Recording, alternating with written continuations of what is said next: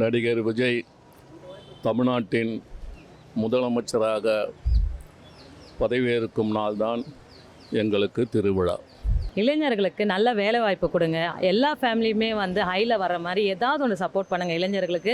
அதுதான் நாங்கள் வைக்கிற கோரிக்கை.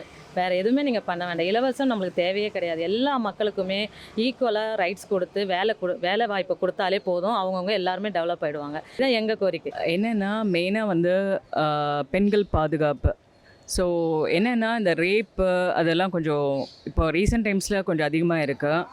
நான் என்ன சொல்கிறேன்னா, ஃபாஸ்ட் ட்ராக்கில் அவங்களுக்குலாம் ரொம்ப நாள் இழுக்காமல் வித்தின் 10 days அவங்கள பண்ணாங்க அப்படின்னு ஒரு நிரூபணம் ஆச்சுன்னா வித்தின் 10 days அவங்களுக்கான தண்டனையை கொடுத்தீங்கன்னா மேற்கொண்டு இந்த மாதிரி தப்பு நடக்கிறத நம்ம ஈஸியாக அவாய்ட் பண்ணலாம். ஏன்னா இது பண்ணணும்னு நினைக்கிறவங்களே அதை நினைக்காம பண்ணிடலாம்.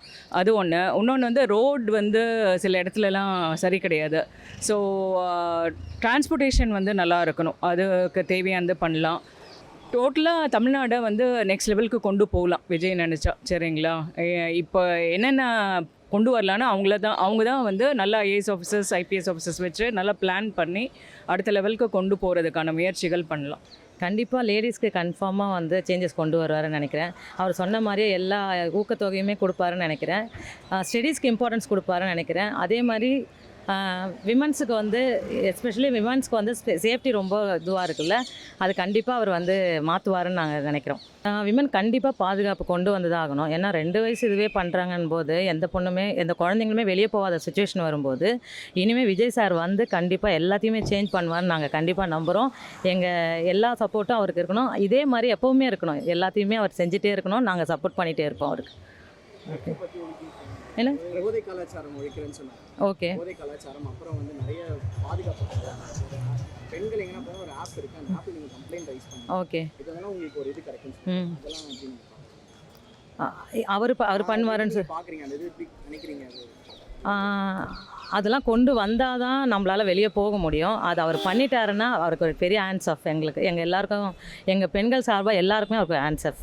அது என்னைக்கு லேடிஸ் 11 மணி 12 மணி ஆனாலும் தனியாக போக முடியுதோ அதுதான் உண்மையான ஆட்சி.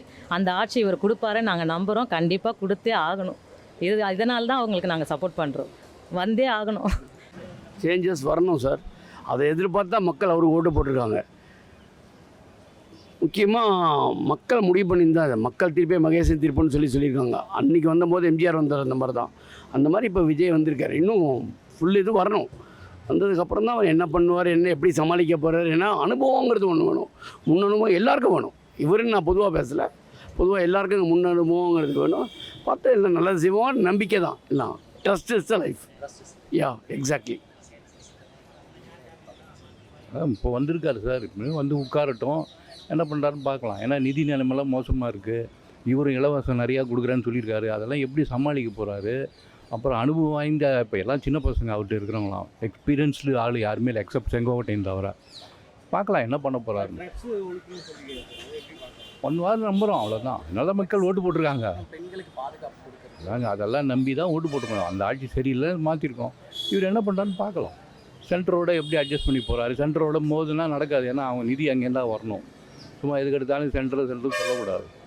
என்ன பண்ணுறான்னு பார்க்கலாம். ட்ரக்ஸோட கலாச்சாரம் ஒழியணும் தான் இந்த மாற்றமே காரணமே. லா அண்ட் ஆர்டர் தான் மெயினாக. மற்றபடி ஒன்றும் பெருசாக இதுங்கிறது கிடையாது.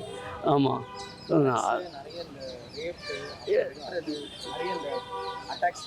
எஸ், ஆமாம். அதான் லா அண்ட் ஆர்டர்ஸ் தான் மெயினாக. ஒன்றும் சுத்தமாக சரியில்லாமல் தான் மக்களுக்கு யாருக்கும் இப்போ இந்த திமுக ஆட்சியை பிடிக்காமல் போச்சு. அதான் உண்மை. ஆமாம்.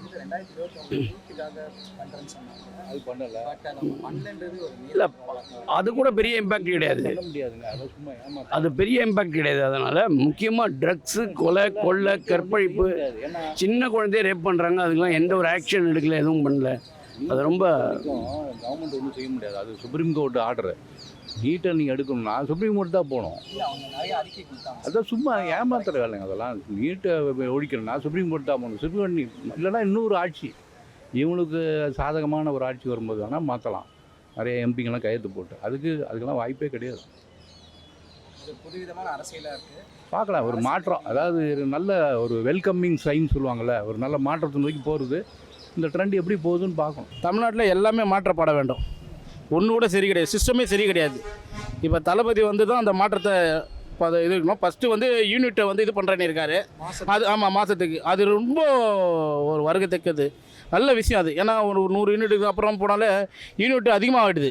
அதனால் இது வந்து வருகுது. இன்னும் நிறையா பண்ணலாம். இன்னும் இந்த பஸ்ஸு கட்டணும். இப்போ வெளியூர் போகிறவங்களாம் பஸ் கட்டணும். நாங்கள்லாம் 70 ரூபாய்க்கு போயிருந்தோம். இன்றைக்கி பார்த்தீங்கன்னா 160 ரூபா 170 ரூபா வைக்கிறாங்க. ஒரு குடும்பம் போனோன்னா 1000 ரூபா வைக்கணும். அதுக்கு முன்னாடி 400 ரூபா இருந்தால் போதும், நாங்கள் ஒரு குடும்பம் போயிட்டு வந்துடுவோம். இன்றைக்கி ஒரு குடும்பத்துக்கே 150 ரூபா 180 ரூபா ஆகுது. இன்னும் இதெல்லாம் பண்ணணும். ஃப்ரீயாக கட் பண்ணலாம். என்னென்ன இப்போ எதாவது ஃப்ரீ கொடுக்குறோமோ அதெல்லாம் கட் பண்ணலாம். ஏன்னா அதெல்லாம் வந்து கடன் சுமை தான் இதெல்லாம். அதெல்லாம் இன்னும் மாற்றம் பண்ணணும். நல்லா செய்யணும்னு எதிர்பார்த்தா தான் அடுத்த நாடாளுமன்ற எலெக்ஷனுக்கு இன்னும் கெத்தாக இருக்கும். இன்னும் கூட்டணியும் வைக்காமல் இன்னும் அடுத்து பண்ணோம்னா கெத்தாக இருக்கும். இன்னொன்று நல்லா அடுத்த இதுவும் 39 தொகுதியும் நாங்கள் தான் வெற்றி பெறுவோம். அடுத்த இது பார்த்தீங்கன்னா இப்போ வந்து ட்ரக்ஸை மட்டும் ஒழிக்கணுன்றாங்க. பெண்கள் சேஃப்டி தரணும் ஒரு ஆப் இருக்குது, அது பண்ணணும் அப்படின்னு சொல்லி. ஆமாம், அதுவும் பண்ணி தான் சார் ஆகணும். முதல் வந்து போதை கலாச்சாரத்தை ஒழிக்கணும் சார். முதல் வந்து கடுமையான சட்டம் கொண்டு வரணும். அவங்கள என்ன கடுமையான சட்டம் வந்தால் மட்டும்தான் போயிட முடியும் எல்லாமே. இல்லைன்னு வச்சுங்க திருப்பி அவங்க திமுகவில் வந்த மாதிரி திருப்பி இது பண்ணாங்கன்னு வச்சுங்க, அப்போ திருப்பி அவங்களே தான் இதை வளர்க்குறாங்கன்னு அர்த்தம். அதனால் இது வந்து கடுமையான சட்டம் போடணும். அதை வந்து நிறையா அங்கங்கே தடை பண்ணணும். மெயின் யார் அவங்கள வந்து ஒழிக்கணும் முதல்ல. புரியுதுங்களா? அதுதான் நல்ல காலேஜ் படிக்கிற பசங்களுக்கு எல்லாருக்கும் நல்ல விழிப்புணர்வு கொடுங்க. காலேஜில் ஸ்கூலில் இது மாதிரி பண்ணாதீங்க. நல்ல டீச்சிங் கொடுக்கும்போது இதெல்லாம் சொல்லிக் கொடுக்கணும். ஸ்கூலில் இதெல்லாம் கொண்டு வரணும். இந்த விஷயம்லாம் இருக்குது, இதெல்லாம் பண்ணுங்கள், நல்ல விஷயத்தை சொல்லிக் கொடுக்கலாம்.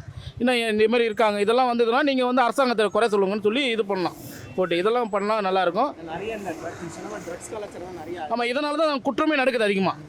இதை பண்ணிட்டு தான் அடுத்த குற்றம். அவங்க என்ன பண்ணுறாங்க, ட்ரக்ஸுக்கு தேவையான எதாவது வைபரி பண்ணுறது, அவங்களால அறியாமல் என்ன பண்ணுறோமே அவங்களுக்கு தெரிய மாட்டேங்குது. அதனால தான் வந்து இது பண்ணுறாங்க. இவ்வளோ விஷயம் நடக்குது. அதெல்லாம் பண்ணாருன்னா ஓரளவுக்கு ஓகே. அடுத்த ஜென்ரேஷனும் அவருக்கு தான் ஓட்டு போடுவாங்க. இன்னும் இது வந்து குறைஞ்சது தான். அடுத்தது பார்த்திங்கன்னா இன்னும் ஓட்டு அதிகமாகும். ஏன்னா இன்னும் இளைஞர்கள் வந்து இன்னும் ஓட்டு இல்லாமல் இருக்காங்க. அடுத்த ஜென்ரேஷன் வந்து இன்னும் அதிகமான ஓட்டு வாங்க ஆரம்பிப்பார். இப்போ வந்து 100 இடம்ன்றது ஸ்டார்டிங்கே வந்து 150 இடம் ஆகிடும் ஆற்றுது. ஓகேங்களா? ஆமாம், ஆட்சி பிடிக்கிற அளவுக்கு யாரையும் நாங்கள் எதிர்கொண்ட வயசில் இப்போ கொஞ்சம் இதில் இருக்குது. அதுவும் ஓகே ஆகிடும்னு நினைக்கிறேன். 100% பார்ப்போம். வெற்றி டிவிக்கு. அப்படின்னா போன வாட்டி வரைக்குமே வந்துட்டு 20% 25% சொன்னாங்க. நான் கண்டிப்பாக வந்து ஜெயிப்பாங்க அப்படின்னு சொன்னேன். ஃபஸ்ட்டுலேருந்து இப்போ வரைக்குமே அந்த ஸ்டாண்டில் தான் இருந்தேன். இன்றைக்கி காலைல பார்க்கும்போது ரொம்ப சந்தோஷமாக இருக்குது. ஏன்னா விஜய் சார் வந்து படத்துலேயும் நிறைய விஷயம் லைக் இதை மாற்றணும் அதை மாற்றணும் படம் நடிச்சிருக்காரு. மெர்சலில் கூட பார்த்திங்கன்னா கவர்மெண்ட்டில் எதிர்த்து டேக்ஸ் போட்டது அந்த விஷயம்லாம் பண்ணார். மெடிசன் எல்லாருக்கும் கிடைக்கணுன்ற மாதிரி. ஏன்னா கோவில் கூட பரவாயில்ல, பட் மெடிசன் தான் இந்த ஊருடன் சொல்லுவார். பட் எனக்கு நிறைய விஷயம் அவர்கிட்ட பிடிக்கும். எனக்கு என்ன பேசுன்னு தெரில. ஏன்னா வந்துட்டு கேமரா முன்னாடி அவரை பற்றி பேச நிறைய இருக்குது. பட் அவர் வந்துட்டு ஆட்சிக்கு வந்தது ரொம்ப நல்ல விஷயம். ஏன்னா அப்படின்னா 70 வருஷம் திராவிடம், 55 வருஷம் ஏடிஎம்கே, இந்த பீரியட் தாண்டி இப்போது ஷார்ட் டைமில் வந்து நிறைய விஷயம் பண்ணியிருக்காரு. மக்கள் மனசும் இடம் பிடிச்சிருக்காரு. மேபி இந்த மக்கள் தீர்வே மகேசன் தீர்ப்புன்னு சொல்லுவாங்க. அந்த மாதிரி வந்துட்டு தளபதியோட அந்த வருகை வந்து நாங்கள் ரொம்ப எதிர்பார்க்குறோம். வந்து அவர் சொன்ன விஷயங்கள் நிறைய விஷயம் செய்வார். பார்ப்போம் அவர் என்ன பண்ண போகிறாருன்னு சொல்லிட்டு. எனக்கு வந்துட்டு அவர் வந்தது எனக்கு ரொம்ப சந்தோஷமாக இருக்குது. பார்ப்போம் என்ன நல்லது செய்கிறாருன்னு சொல்லி. எப்படி சொல்கிறது, வந்ததுக்கு வாழ்த்துக்கள். ஆனால் யாரும் எதிர்பார்க்காத வெற்றி. அவங்களும் அதை எதிர்பார்க்க மாட்டாங்க, எல்லோரும் அதை எதிர்பார்க்க மாட்டாங்க. ஸோ வரதுக்கு அப்புறம் நம்ம என்ன எதிர்பார்க்கல. இந்த ஃபஸ்ட்டு அவங்களுக்கு வந்து இப்போது கன்னி மாதிரி தான். ஃபஸ்ட்டு வந்து லேர்ன் பண்ணோம், அதுக்கப்புறமா அதை அப்சர்வ் பண்ணோம், அதுக்கப்புறமா எக்ஸிக்யூட் பண்ணோம். இதெல்லாம் பண்ணால் தான் ஒரு அரசியலை வந்து தீர்மானிக்கிறது. ஃபஸ்ட்டு எல்லாத்தையுமே வந்து ஸ்டார்டிங்கில் எல்லாமே சொல்லிட முடியாதுல்ல. இந்த ஒரு 5 வருஷம் கஷ்டப்பட்டு தான் அடுத்த 5 வருஷம் வந்து சொல்ல முடியும். எல்லாத்தையுமே வந்து நம்ம வந்து இப்போவே சொல்லிட முடியாது. ஃபஸ்ட்டு வரட்டும், அதுக்கப்புறம் என்ன ஃபஸ்ட்டு ஒன்றா திட்டங்கள் கொடுத்துருக்காங்கல்ல, அதெல்லாம் நிறைவேற்றட்டும். என்ன கடன் இருக்குது எல்லாமே இருக்குது, ஃபஸ்ட்டு அப்சர்வ் பண்ணிட்டோம், அதுக்கப்புறமா பேசிக்கலாம். அவர்கிட்ட அவர் கொண்டு வந்த கொள்கையில் உங்களுக்கு என்ன கொள்கை ரொம்ப கொள்கை எனக்கு இன்னும் ரீச் ஆகலை. ஏடிஎம்கே டிஎம்கே நாம் தமிழர் ஓகே, அவர் என்ன கொள்கை வச்சுருக்காருன்னு இது வரைக்கும் எனக்கு தெரியல.